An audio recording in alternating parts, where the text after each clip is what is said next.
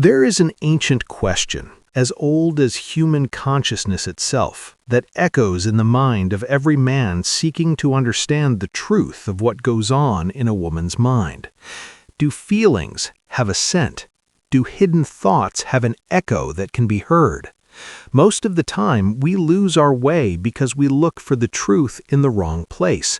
We look for it in explicit words, in broken promises, or in bold actions that leave no room for interpretation. But the truth that few realize is that human communication is like an iceberg. What appears above the water's surface is only a very small part of a massive mass of emotions and instincts moving in the deep depths. We live in an age characterized by speed and superficiality. Everyone expects immediate results, clear signals, like traffic lights. Many men believe that attraction is either declared and direct or it does not exist at all. This belief is the biggest obstacle to your understanding of the feminine language. A woman, by her nature and psychological makeup, often expresses her most intimate desires through a complex system of hints. Hints she herself may not realize consciously. She does not give you the key directly. She leaves it somewhere, waiting for the man who possesses insight, not just sight, to notice it. Have you ever wondered what happens when that silent space remains unfilled for too long? Those moments when a woman sits alone as the night settles around her, her imagination begins to weave threads of images and situations that bring her together with you. Those moments leave an impact. This impact does not disappear as soon as she sees you the next day. It is reflected in very small details, in the frequencies of her voice, in the way she distributes her gaze. The man who masters reading this language is not necessarily someone who possesses supernatural powers. He is a man who decided to stop the internal noise, to focus on what happens in the silent space between him and her.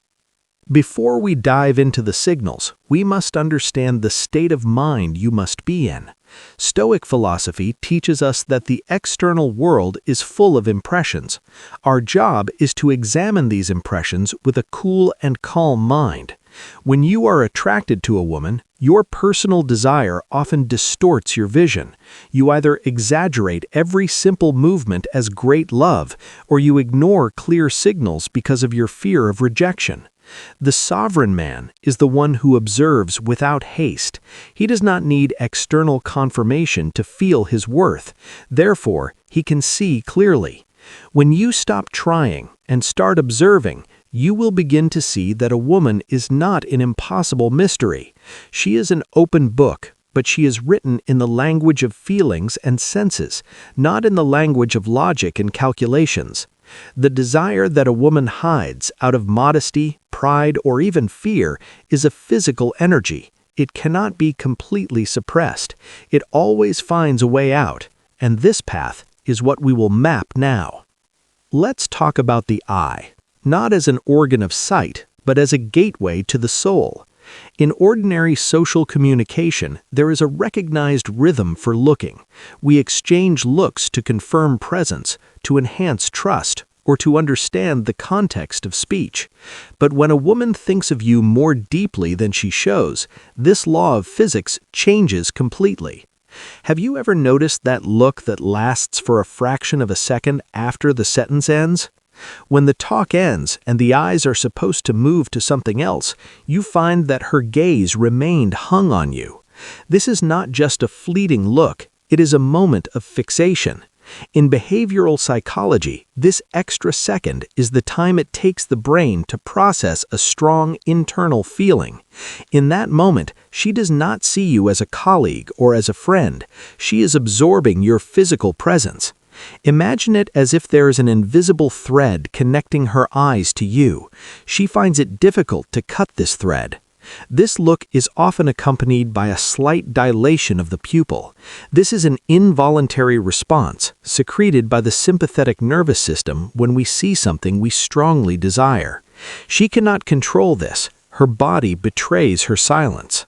The matter does not stop at the length of the look. It is in its quality. The intimate look is calm, heavy, loaded with a kind of silence that precedes the storm. It is a look that says clearly, "I am here. I really see you. I want to stay in this moment for a little longer." The man who lacks awareness will look away. He might break the silence with a silly joke because he feels tension from the weight of that look. As for the man we are talking about, it is the one who can withstand this look, accept it, understand that it is a silent invitation to explore what is beyond words.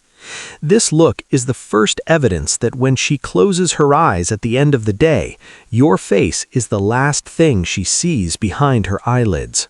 After the eyes have spoken their silent truth, we enter the second territory of human connection, the geography of physical presence and the subtle shifting of boundaries. In the philosophy of the Stoics, the body is seen as a vessel that reflects the state of the soul. No matter how much the mind attempts to maintain a facade of professional distance or casual friendship, the body remains stubbornly loyal to the instincts of the heart. When a woman has been without intimacy for a long time, her physical presence begins to behave like a compass needle searching for north. Have you ever felt the air change when someone enters your personal space without actually crossing the line? We are talking about the skin hunger of the soul. It is a biological and psychological phenomenon where the skin itself becomes hypersensitized to proximity. When a woman is thinking of you in a way that transcends the everyday, she begins a process of micro-approaching. This isn't a bold move or a sudden embrace. It is the subtle, almost imperceptible closing of the gap between you. Watch the way she positions herself in a room. If you are standing in a group, her body will naturally pivot toward you, even if she is speaking to someone else. Her feet will point in your direction. Her shoulders will square toward yours. This is a primitive signal of openness and reception. She is subconsciously removing the barriers between her world and yours. Then comes the touch. But it is never just a touch. It is a light brush against your forearm while she emphasizes a point. It is the lingering sensation of her hand as she passes you a glass. It is the way she might adjust your sleeve or touch a stray thread on your jacket. To the untrained eye, these are accidents of movement. To the man of observation, these are tests of chemistry. She is testing the electrical resistance between your two spirits. She is seeking to see if her touch causes you to recoil, or if you possess the grounded strength to remain unmoving, to accept the contact as a natural part of the flow. When a woman has lacked deep connection for a duration, her sensory receptors are on high alert. She is not just touching you, she is feeling the warmth of your skin, the firmness of your frame, and the way you respond to her proximity. She is looking for a sanctuary of strength. Observe her during these moments. Does she fix her hair more often when you are near? Does she tilt her head to expose the line of her neck? In the wild, exposing the neck is a sign of ultimate trust and vulnerability. In the human dance, it is a sign that she feels safe enough to let her guard down. She is inviting you into her private atmosphere. The fatal error most men make is one of two extremes. Either they panic and pull back, fearing the intimacy, or they rush forward like a predator, ruining the delicate tension she has carefully built. The sovereign man understands the power of the near miss. He remains close. He allows the proximity to exist. He feels the heat of her presence, but does not lose his center. She is creating a bubble of intimacy in a public space. She is checking if you are a man who can handle the weight of her unspoken needs without becoming desperate or confused. She is asking, silently, if you are the one who can fill the void that the long silence of her life has created. Consider the way she interacts with her own belongings when you are around. Is she nervously tracing the rim of her cup? Is she playing with a ring on her finger? This is displaced energy. The internal fire she feels must go somewhere, and if she cannot reach out to you yet, she reaches out to the objects around her. This is the physical manifestation of a mind that is preoccupied with the thought of you. She is waiting for you to notice. She is waiting for the man who doesn't need to be told because he can feel the frequency of the room changing.